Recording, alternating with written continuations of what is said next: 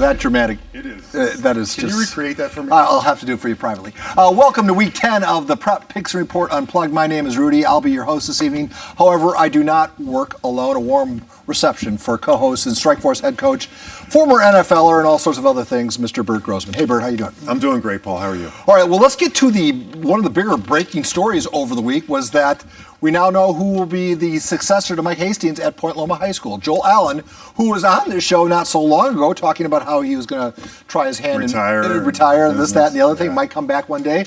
And sure enough, 7 weeks later, let's roll the video. Coach this is Coach Allen talking about why he's going back into coaching. I knew I'd get back into coaching. I even told Paul, I told my brother I'd give him a couple years, and that was the plan the whole time. And then Coach Hastings retires, after 22 years, and my office is legitimately less than a mile away from here. My kids go to High Tech High Point Loma, which is right here. And so kind of was like, man, if I don't put my name in the hat, this may not be an option. Is it just one of those deals where you tell somebody your plans and then somebody, the good Lord, finds No, I think when you're a young coach and you plan on retiring or take a break, but that's an opportunity once in a lifetime. And like you said, he lives in the community. Hastings has been there so long. It's open. You have to take it. All right. Well, we wish him well. And, Yeah. Sudden. All right. Now for our first conversation of the night. It's time for some hot air in the cool zone presented by Mawsey Heating, Air, and Solar. Our guest this evening, another Pro Football Hall of Famer. Mr. Warren Moon, the great Warren Moon. And we're looking at Warren. I don't know if you made a deal with the devil, but man, you look good. Well, thank you very much. Makeup and plastic surgery does really get older. I don't buy that for a second. Hey, so obviously you have the genes, because speak to the longevity of having the kind of career that you had. Yeah, I got to give a lot of that credit to my mom and dad. My mother's 93 years old right now. She's still sharp as a whip. Probably doesn't move around as well as she used to, but I think it goes to her because I just have those good genes, and I was able to play the game for 23 years. I played till I was 44 years old, and when I retired, I felt like I could still play. I just got tired of playing. Well, you bring up a Hall of Fame career. We'll just throw up some of the numbers right here. It screams Hall of Fame. You're a Hall of Famer in 2 leagues, and you had your number retired by the Titans, a 9-time Pro Bowl selection, and we could go into all the stats, all the gaudy passing statistics. We'll talk about that in a bit. But can we just talk about the CFL decision? Why did you start north of the border? I was coming out of the University of Washington. I was the Pac-8 Player of the Year. I was the most Rose Bowl, most valuable player coming out. I felt like I had a good enough season to be drafted as a quarterback, but most NFL teams were telling me they weren't going to draft me as a quarterback. They were going to change my position, or I would either be drafted, much later in the draft. So the Canadian Football League was giving me an opportunity to play quarterback, which is something I definitely wanted to do. I didn't want to change positions. They were offering me a really good contract financially. So I went that direction as opposed to maybe having to change positions at a position I probably would have never, been able to make it in the league at wide receiver or defensive back. So I went with my passion for playing the game at quarterback, which I had been doing since I was in Pop Warner football, and it excelled at every level. So it was just a matter of going up there, continuing to keep getting better, and hopefully somebody would change their mind about me. Warren, I was just looking at the board, and it had Hall of Fame Tennessee Titans, which is weird to me because you played for such an iconic team with the Oilers. We had Dermani on there last year talking about how great it is to go back to Pittsburgh. Is it strange for you to be playing Houston and be an Oiler and then go Tennessee Titans? Yeah, it was really strange, Bert. My legacy is in Houston because that's where I played the majority of my career. I played 10 years there, and that's where I set all my records and all that. But when my number was retired, the Oilers had moved to Tennessee. So the management, the ownership, everything was there, and that's where my number got retired. And here I am addressing the crowd at halftime of the presentation they were giving me, and I've never played in front of any of these people. It was just a weird feeling. It felt like you were in a black hole or something like that. So does Dan Pastorini go back there too? Yeah, Earl Campbell, all of us. That's where our history is now. And the sad thing is I played for number of other teams. So at least I have other teams that I can identify with, say, when it comes to alumni weekend or something like that. But guys who only played for the Houston Oilers, they don't have a team to identify with anymore because they're all in Houston, but their team is in Tennessee now. So it's kind of sad for the guys that only played for the Houston Oilers. Hey, Warren, can you do an interview like this without having to talk about the comeback game? Hopefully. I'm hoping you guys are going to be the special guys that won't bring that up. Unfortunately, I wish I was better than that. But I mean, I would have never agreed to do this interview if I knew that's what you guys were going to ask me. Just your reflections on that. I mean, does it still sting? It stings every time the playoffs come around, and I'm watching playoff games, and especially if there's a team that, you look at the Atlanta Falcons a couple of years ago in the Super Bowl when they were up 25-3 on New England, and all of a sudden they come back and win that game. I could so identify with how they felt on that sideline.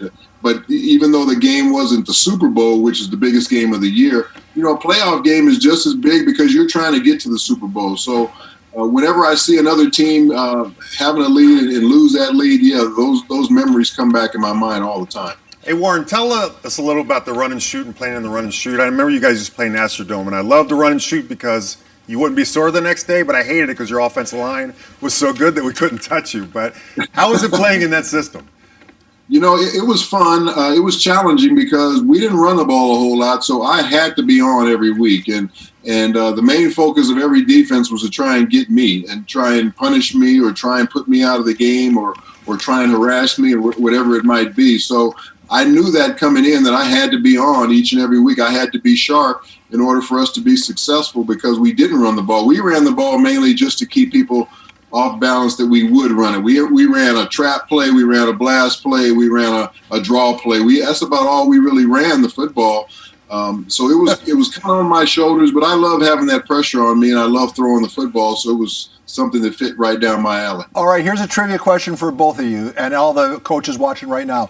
The run and shoot, what was it called before it was called the run and shoot? Do you remember what that offense was called? Well, our defensive coordinator, it was called the Lonesome Polecat. Glenn Tiger Ellison first started with a formation that overloaded the left side of the line of scrimmage for a scrambling quarterback. It's just football trivia. Wow. Hey, I got a question. One more question. Yeah. Warren, today, I mean, you talked about the run and shoot and having to stop you, and back then, obviously, it was violent and there was no rules to protect the quarterback. How good would you be today? No one's allowed to touch you. Man, you think of guys like myself or Dan Marino or John Elway or Joe Montana, all the guys that played during my era. There's no telling what we'd be doing throwing the football today. We'd probably still be playing if the rules were like they were today, where you can't get touched, you can't get a hand hit on your helmet, you can't go low on a quarterback, you can't drive a guy to the turf anymore.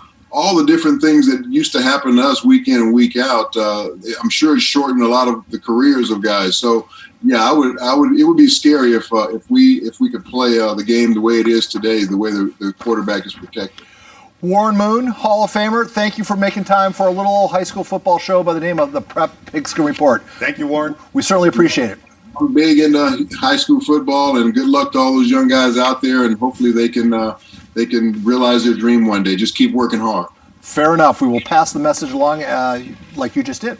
All right, this part of the show is dedicated to checking in on the guys at the next level. Up first, we highlighted him a few times, but it's just an incredible story. Former Helix High Scotty Alex Smith coming in for the Washington football team off the bench after Kyle Allen was also suffered now a gruesome leg injury. Smith threw for 325 yards and a touchdown. ESPN's Matthew Berry tweeting out, I've said it before, we'll say it again, he's the comeback player of the year. Just give him the award now and name it after him. He gets the start this week against the Lions. And up next, our 2016 Silver Pigskin winner, C.J. Verdell, on opening night of the Pac-12. The former Crusader rushing for 105 yards and a touchdown. Could he be the second to win the Silver Pigskin and a Heisman? Is that possible? We'll talk more about that right in a little bit. But Bert, It's week 10, and somehow our PPR crew still finds ways to keep us updated on everything that's happening in the community. Let's hear from everyone in a roundtable segment we call Bacon Bits. It's sponsored by Holland RV Centers. The adventure starts right here. Leading the way is Brandon Stone. Guys, now that Joel Allen is at Point Loma, it means the Western League now has 3 coaches who have won state championships. But it's even more grand than that. Between Allen, Dunn, Jackson, Doyle, and Joe Kramer, that's 25 CIF championship appearances for all those coaches. What's next for you, Maddie? Well, Brandon, do I have some commitment news to share with you? The new Lincoln transfer and standout athlete Herman Smith decommitted from San Diego State and reopened the recruiting doors. The all-around athlete received a full-ride scholarship to Jackson State University. After a lot of thought and consideration, Smith committed to JSU as it was the best fit for him, and it helps when the head coach is Deion Sanders.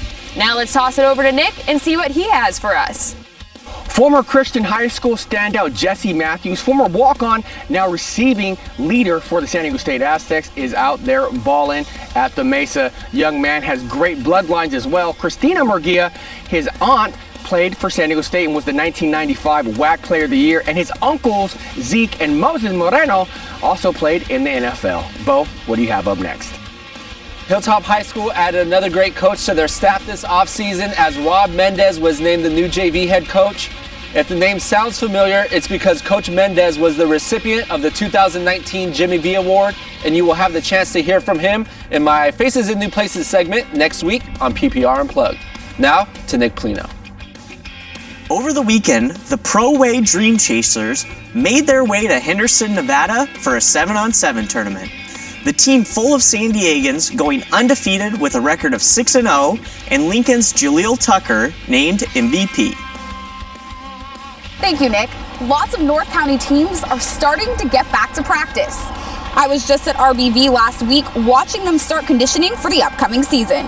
And just in case you were worried about their safety, they did it all with masks on. Bert, you got one? I do, actually. The dead period for recruiting is going to change to April 15th. They're What does voting that on it mean? November 18th. No in-person contact, which is good for some coaches, bad for others. It's interesting how Zoom might actually take recruiting in a different direction. You get a team like Miami Hurricanes.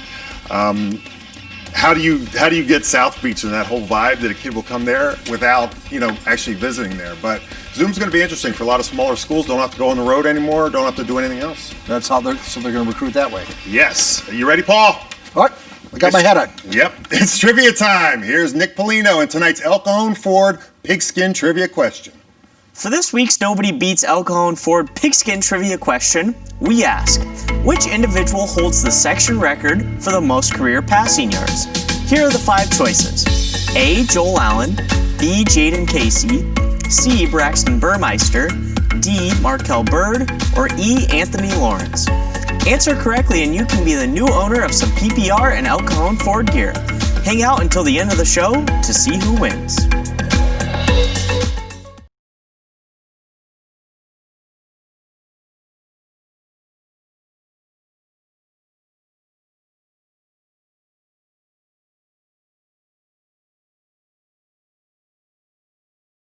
Jason Forcier was the Week 4 Play of the Week winner. Coach Ralph is on our team.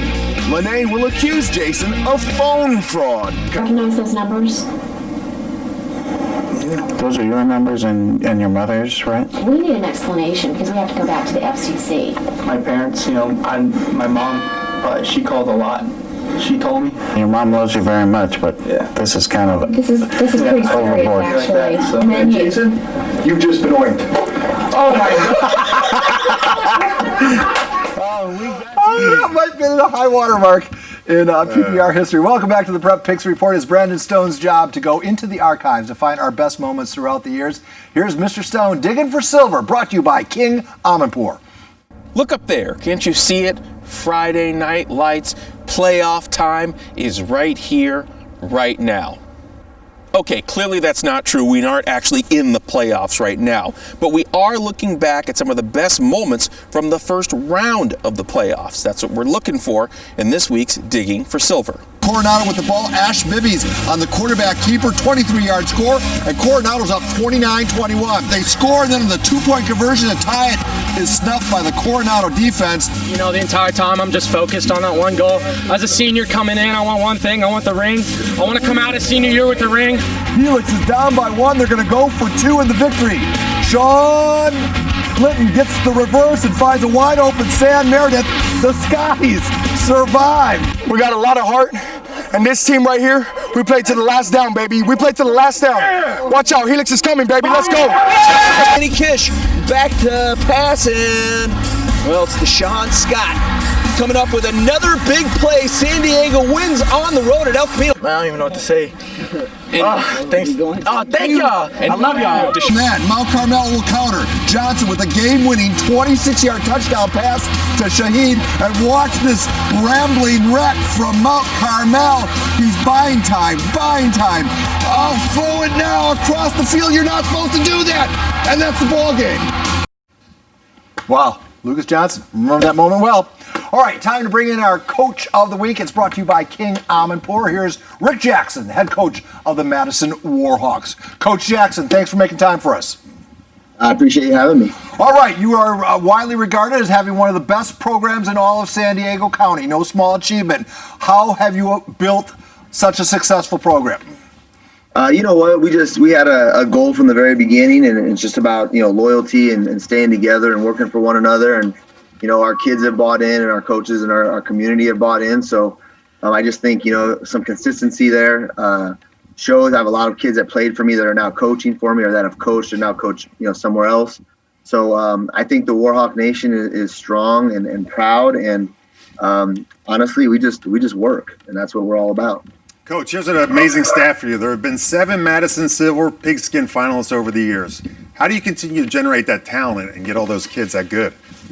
Yeah, I mean, that's unbelievable. I mean, obviously, there's a lot of it that goes into it. It's not that I'm making them good. They're obviously really good players. Being a part of good teams obviously helps to get those individuals in that limelight, and I think sometimes that's lost.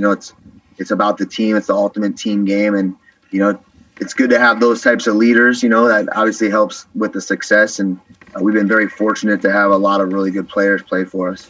A lot of very good players as we're looking at let's just let this roll out a little bit.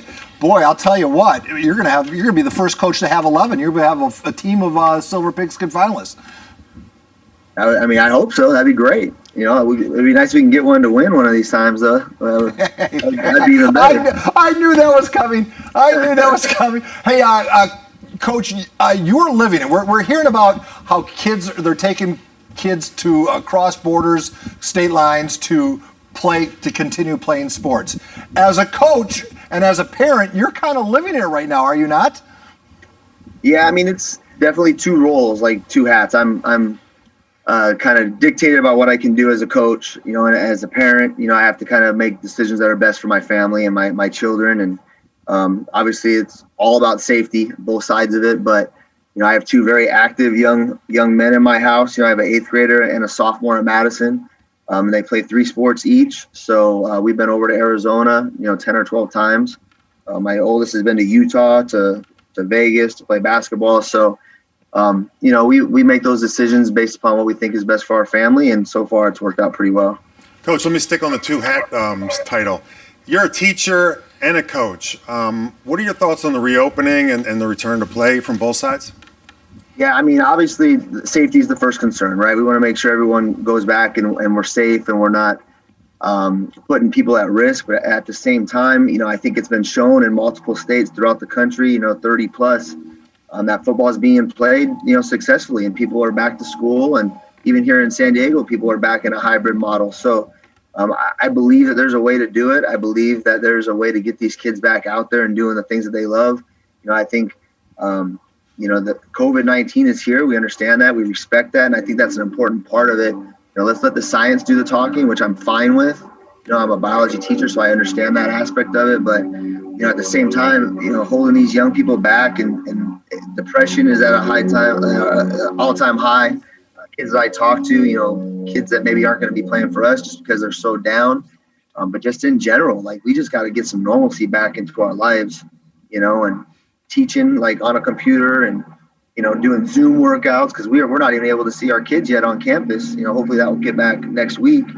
But it's been tough. I'm not gonna lie, it's been tough. But we need to get going and get some normalcy back in our lives. I take you back to the locker room in 2012 when you allowed the PPR to shoot at one of their open. I can't even remember what this was all about. What were we doing? Do you remember? I just remember Kareem threw the ball to me 10 times and I couldn't catch the darn thing. And it was one of your commercials. Yeah. But that was fun. That was fun. Hey, coach, no great coach does it without input, having a strong woman behind him. A shout out to the missus. Oh, she's the best. You know what? She's ready for football to start. I guarantee that. But it's been good to just reconnect with just the family in general. That's been one of the positives, I guess. We've been around each other a lot. My two boys are here, doing their distance learning, and I'm here. So we're probably ready for a little break from each other. My wife's probably ready. My wife's ready for a break, but she's unbelievable. She holds us together, and she's been strong the whole entire time I've been at Madison. This is my 21st year. So my family's real up there. I appreciate you guys. Coach Jackson, thank you for making time for us. Thank you for having me. All right, as the PPR Unplugged has proven, this program is more than just a football highlight show. It's also a show that ties together the entire San Diego community. And here's Madison Sinclair and this week's Squad Up, the Valhalla Vanguard, brought to you by Sprouts Farmers Market. Being a part of the Valhalla Band, it's a group that's very supportive and kind of holds the whole school together. We do performances at the football games, and we kind of just bring a lot of the vibe and energy to the whole school throughout the whole year. It's electric. Everybody's really excited. The football team's ready to play. They're happy to be able to come out and do their thing and show everybody what they're made of. The band's happy to be here to show support and have fun and play, and it's a really good experience. The fans are all hyped up. As a band, we are the life of the party. We really light up everything, and we bring the energy. Orange Nation brings the energy to the field, and now they have to bring it to the screen. We had a weekly Zoom where everybody would get on the Zoom meeting, listen to what the director had to tell us, updates and important stuff, and he'd assign us new music, and we would play it on our own and send it in, and he'd put it together in a real nice concert piece. Even though we're not together, we are still tackling and playing new pieces of music, and that's especially important for the new people like freshmen who are coming in that haven't had the usual experience. Just playing music is really helpful. And when they can all be together, the usual experience could be very unusual. A lot of the football members have actually come up to me and told me how much they're thankful for the band and how much it actually peps them up. So I think without us playing our pep tunes or doing the show, I think the energy would go way down. If we weren't here, I feel like it would be a little lifeless. There wouldn't be the energy and the spirit that there is. There still would be spirit because of the school and who we are, but without the band, there's not the music, the live performance. I'm hoping for a sense of normalcy and sort of what we're used to, but I'm just hopeful to have any sort of game. I'm really excited. VHS, we the best! I'm Madison Sinclair for the Prep Pigskin Report. All right, time for another break. Coming up, we'll check in with Joe Hines, and we'll raise a glass of Hollandia Student Athlete Milk to our Student Athlete Spotlight. You're watching the Prep Pigskin Report Unplugged. Well done. I tell you, when I saw Cole get angry, I want to see all of you do that. Because if you do that, you're determined to the game. I'm not saying be one person, be you, but also have passion. Be determined. Be this team. Be a maverick. And when we get on that field, let's show the Cisco Lobos how to be a maverick.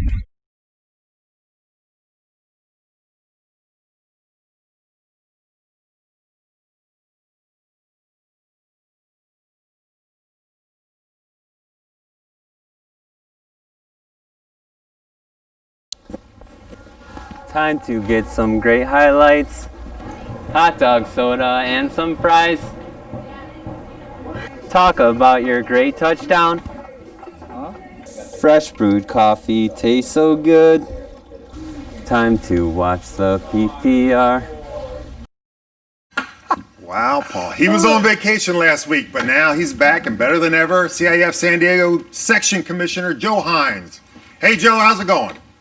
Good, Bert. Paul, how you guys doing today? Well, we should mention this segment brought to you by Bill Howell. Oh, yes, we should. Yeah, okay. Joe, the main question always, any new updates for us? Well, can I add to that question, Joe? Because Please now, do. does the purple tier, does this slow down the timeline? It definitely wasn't the news we wanted to hear, Paul. Again, as hard as we've been working to move forward here, we were hoping everything was going great. But as of now, no, Paul, to answer your question, our schools are still, doing their training and conditioning activities based on the guidelines. The last guidance we received is from August 3rd.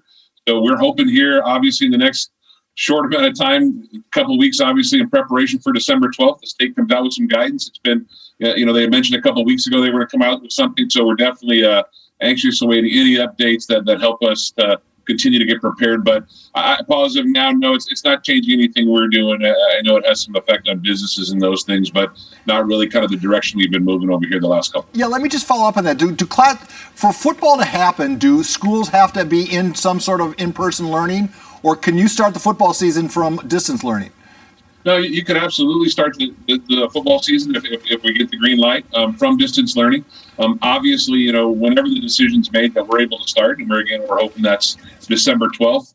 It's then going to obviously be up to each individual school and district if they make the decision that they want to start when the state gives us the green light to do that. So we're hoping the entire section can go.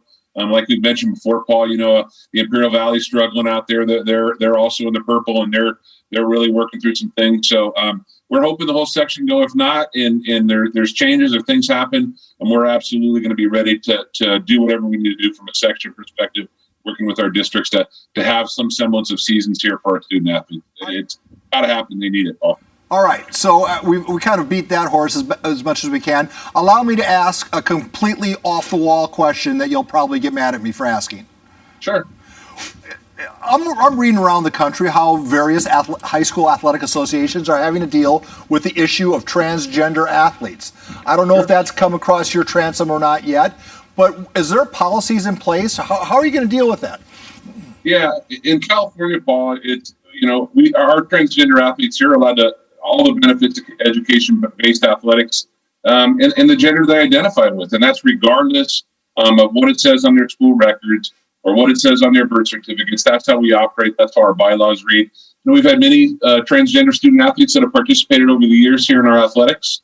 And, obviously our section's office is always there to support our schools or family that may have questions with that or guidance. But yeah, we've absolutely had that happen, and we are moving forward and very supportive of that with regards to our student athletes. Hey, Joe, a shout out to Donovan State Prison for letting you do the Zoom today.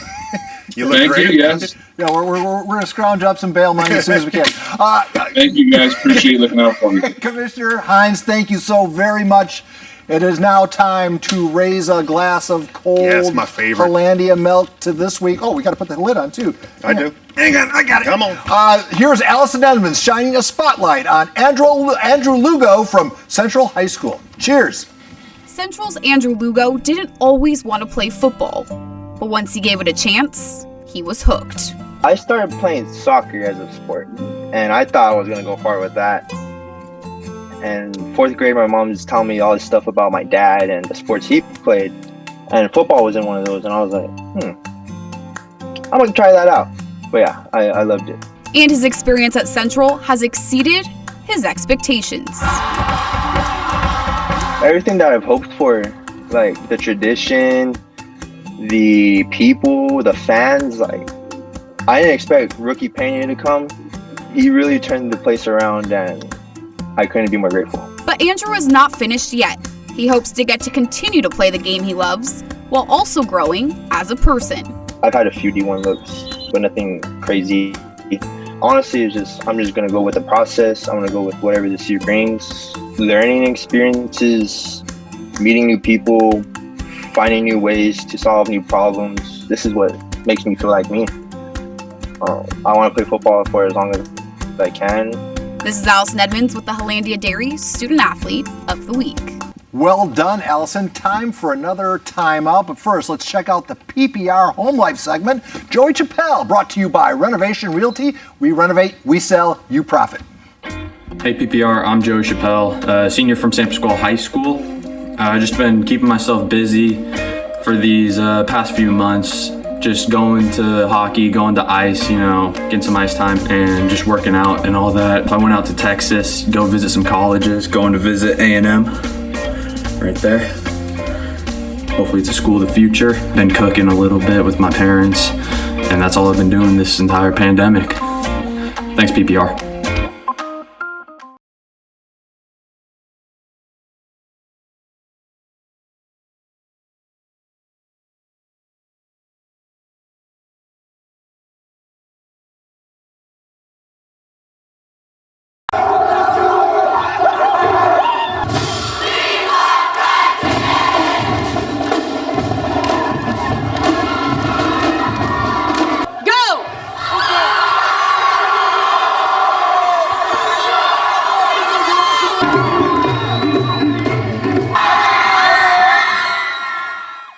All right, it's time to check in with the South Bay's finest. That would be Bo Furtick in a segment called Faces in New Places. That's right. Bo. It was Veterans Day a couple days ago. It's only fitting that Bo catches up with an Army cadet by the name of Delshad Traylor. Veterans Day was this week. I know you have family serving in the military. You're from San Diego. What does this day mean to you? I have 2 older brothers and my dad. They serve in the Navy today, and I show gratitude to the people who put their lives on the line. And now that I'm going to be, one of the guys to do that, it hits even harder at home. How's the overall experience going at Army for you right now? Oh, it's a blast right now. It's my first time being on my own, being across the country, a little bit of freedom. With COVID and everything, it puts a little bump in the road, but I feel like, the guys around here have been very accommodating and very open to having open arms and making the transition easy for me. So you obviously made a great mark at Helix. What mark are you trying to make at Army? What's your goal? At Helix, it was fun. Going in freshman year, I just wanted to try and make an impact on the team. Here, it's different. I just, regardless of playing time, what position they have me at, I just want to become part of something bigger. I know, football is going to end one day, and I'm going to hang up the cleats, I'm hang up the pads. So I want to, as much as I want to develop as a football player here, I want to develop as a man in the military as well. Bo Furtick with the Prep Pigskin Report. Well done, Bo. Earlier this week, we had a chance to sit down with our blue chip athlete of the week, Helix High's Sean Martinez. Take a listen. Mr. Martinez, is it fair to say that you fall into that group of athletes that really needs a high school football season to happen? Oh, yes, it is. I really, really need one. A lot of college coaches that I'm talking to right now, like USD, NAU, Holy Cross, a few Ivy League schools, they're just saying the only thing they need is some film right now. And obviously we're not having a season at this point.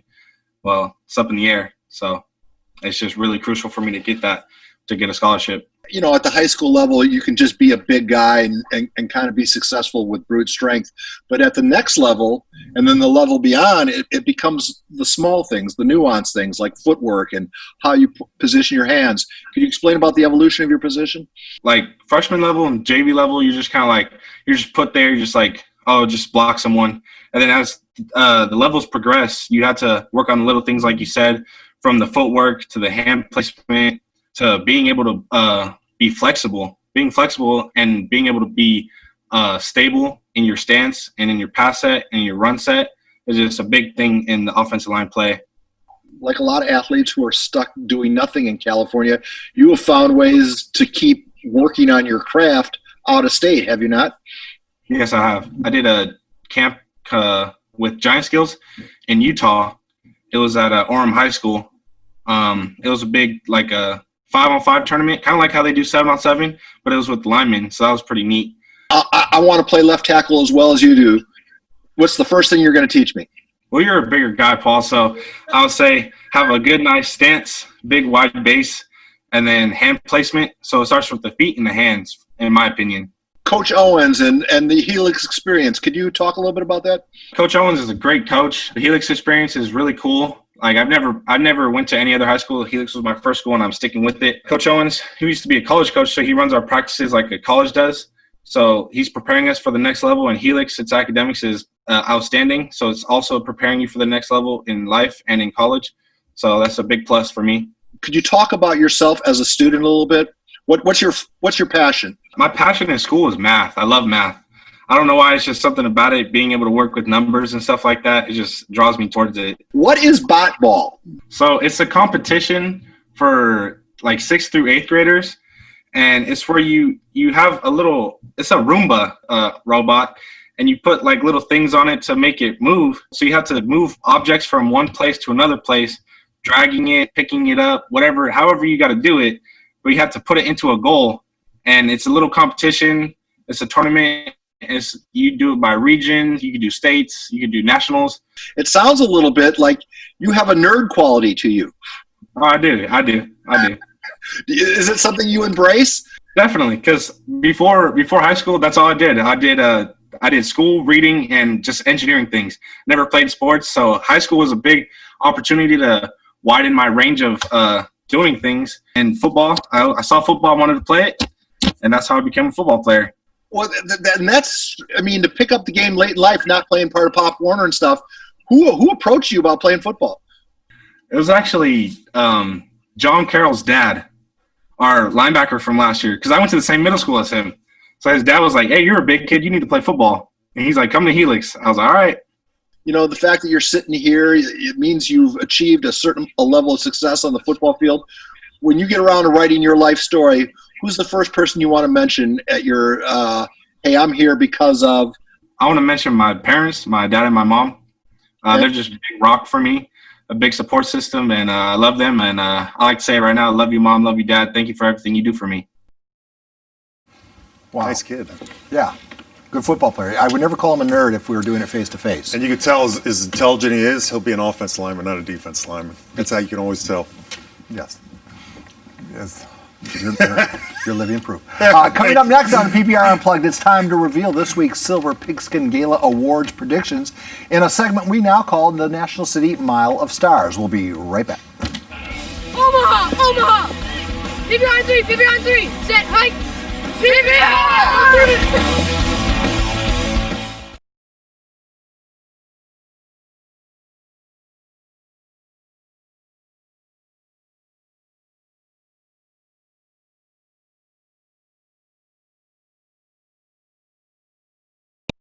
Y'all come a long way, man.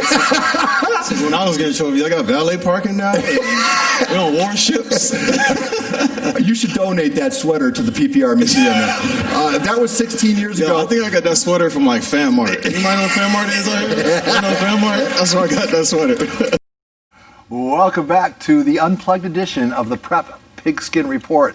The question kids all want to know is, what does it take to make it to the next level? Bert knows all about it. So does Nick James, because he asked 2008 Silver Pigskin finalist Jamar Taylor, who's currently a member of the San Francisco 49ers.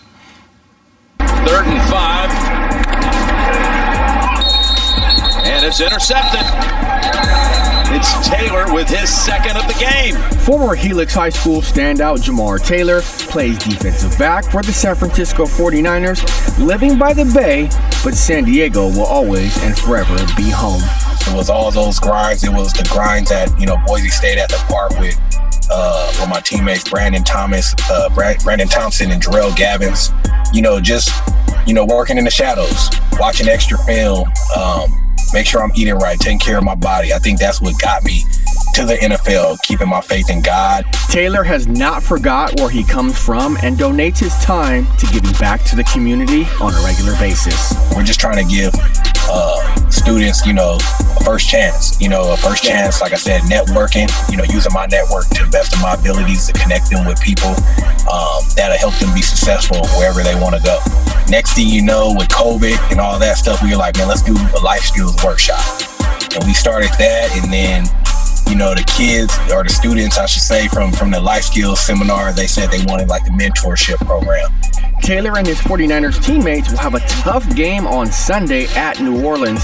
Saints beat the Buccaneers on Sunday night, 38-3. Nick James for the Prep Pigskin Report. All right, each week we add names to our Silver Pigskin Gala Awards watch list in a segment called the National City Mile of Cars. You just saw the list continues to grow every week as we add to it. Now, this is not a set in stone kind of deal. It's gonna grow. It's gonna shorten depending on when we get to actually play football. But it's a suggestion as to who we're keeping an eye on. It would only make sense that our blue chip athlete be on this list somewhere, Bert. Absolutely. I have him down as my Iron Hog watch list. Helix High, Sean Martinez. Just a great player. You know, he brings up an interesting fact with COVID. A lot of these early signees are skill positions. Linemen rarely get offered early, and they need their senior year. So you get a guy like this, 6'3", 290, easy Division I guy, but has to have his film senior year. Just a great player both sides around. You see he's intelligent. He will be a great offensive lineman in college. You seemed very nice in that interview, but you know that there's that extra gear, much like DeMonte Dawson, where he can be a nasty guy in the trenches. Exactly. They wouldn't let him play D-line. Brandon, who do you have? Guys, I think ground and pound is the key to success in 2021, and that's why I'm looking towards the Q-Dogs and Dustin Ellison, who I'm putting up on the Offensive Player of the Year watch list. 6 foot, 200 pounds, 2,600 rushing yards, and 39 touchdowns in 2 years at the job. Maddie, who's on your list? This week, I'm adding La Costa Canyon running back Aiden Lippert to the Silver Pigskin watch list. Last season as a junior, Lippert had 49 carries for 280 receiving yards. Now we are all looking forward to the season to see what this senior running back can do.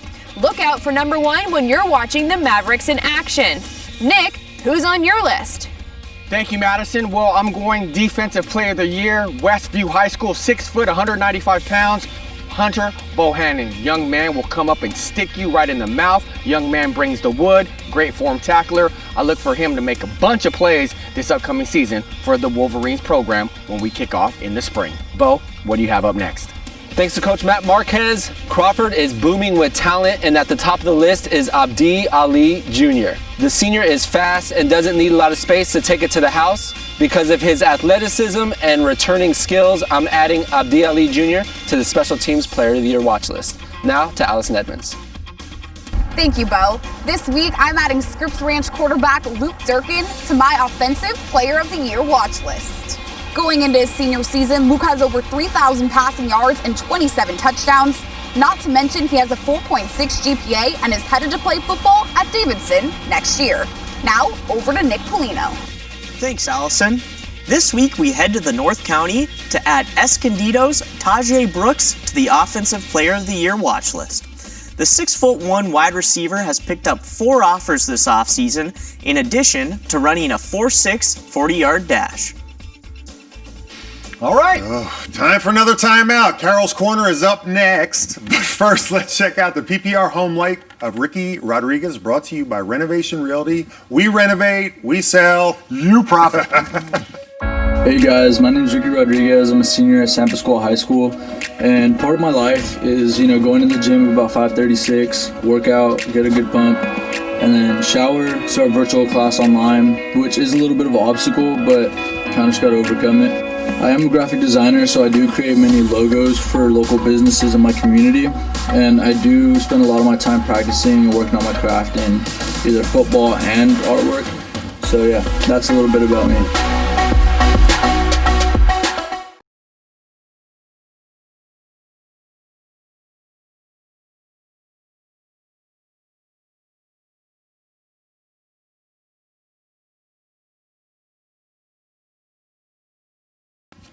Hey everybody, welcome back to PPR Unplugged. Time to welcome in our legendary assistant, former Oceanside head coach and one of the most iconic Pirates of all time, John Carroll. It's a segment we call Carroll's Corner. Coach, we're going to ask the questions, you give us the answers. We'll interrupt you if time runs out.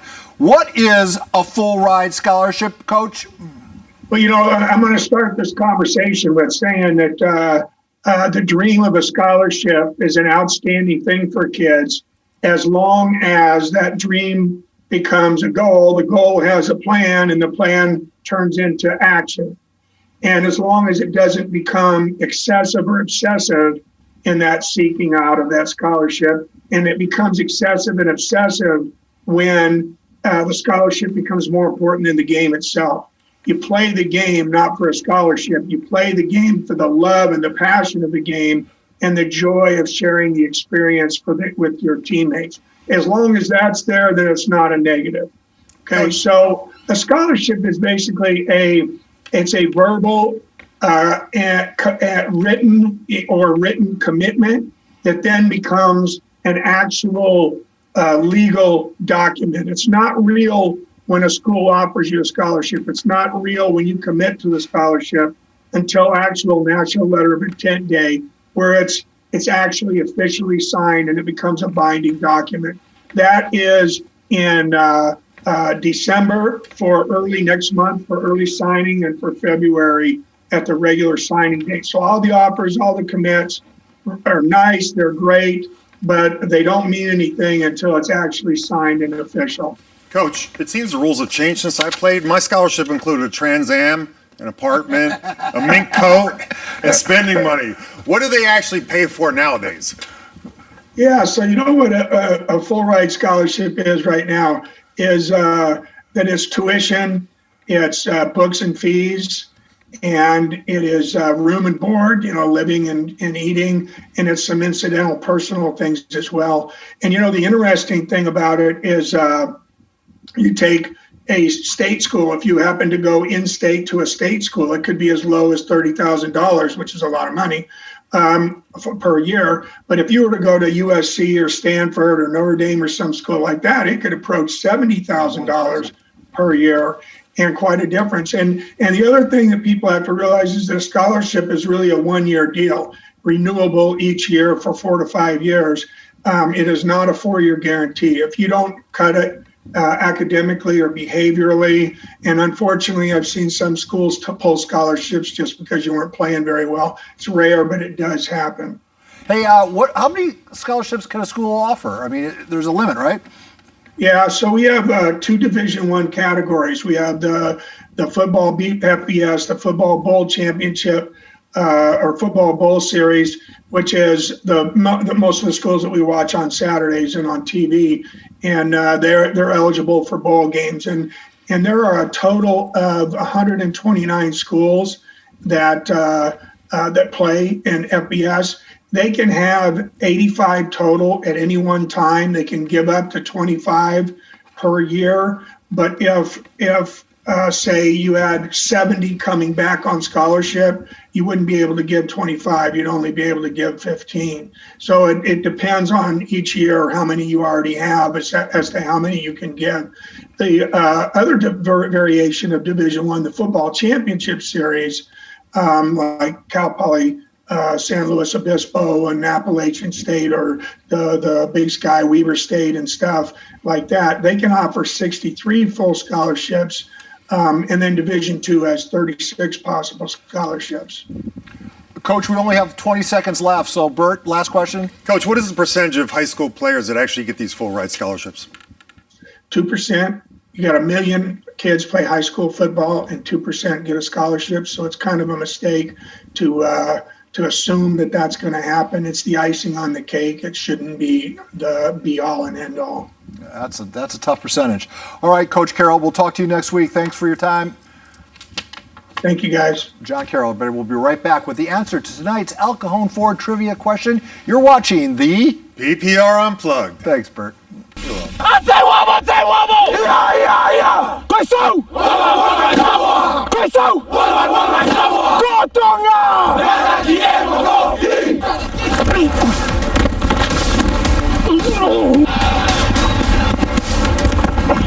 You gotta call ram line to the back when spearing fire, alright?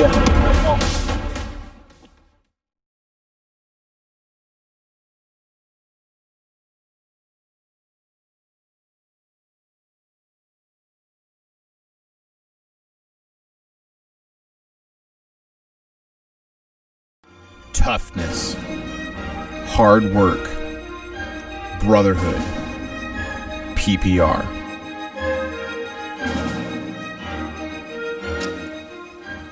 You ready, Paul? Yes. Let's hand out some PPR and El Cajon Ford gear. Here's the animated Nick Polino with the answer to tonight's El Cajon Ford Pigskin trivia question. Hey everyone, here's a quick reminder of tonight's Nobody Beats El Cajon Ford Pigskin trivia question. Who holds the section record for the most career passing yards? The answer is C, 2016 Silver Pigskin finalist Braxton Burmeister. In his 4 years at La Jolla Country Day, Burmeister threw for 11,512 yards, including a season-high record of 4,642 in 2016. Our social media winner is Robert Johnson. We have some PPR and El Cajon Ford gear coming your way. could feel the energy coming from him. You know, this season has flown by. We only have 3 episodes left in the high school PPR Unplugged That's it? series. Yeah. Who's our guest next week? Next week we're going to have Darren Carrington Sr. Old teammate of mine. Great. Yeah. Or anyhow, on behalf of everyone who makes this... my name is King Friday the 13th. I think that is symbolic of the fact that now this extravaganza has been put to bed. Do not forget, if you missed tonight's viewing, you'll have another shot Saturday at 5 p.m. And our social media deluge is already underway. Hashtag KUSI PPR. On behalf of the brilliant floor crew, whose energy we just feed off of in situations like this, he is Bert. I am Paul. The show is over. See you next week. Same bat time, same pig channel.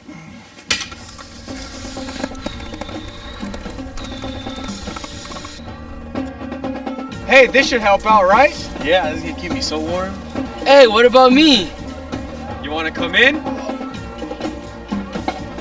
Come in, man, come in. Sunshine on a cloud.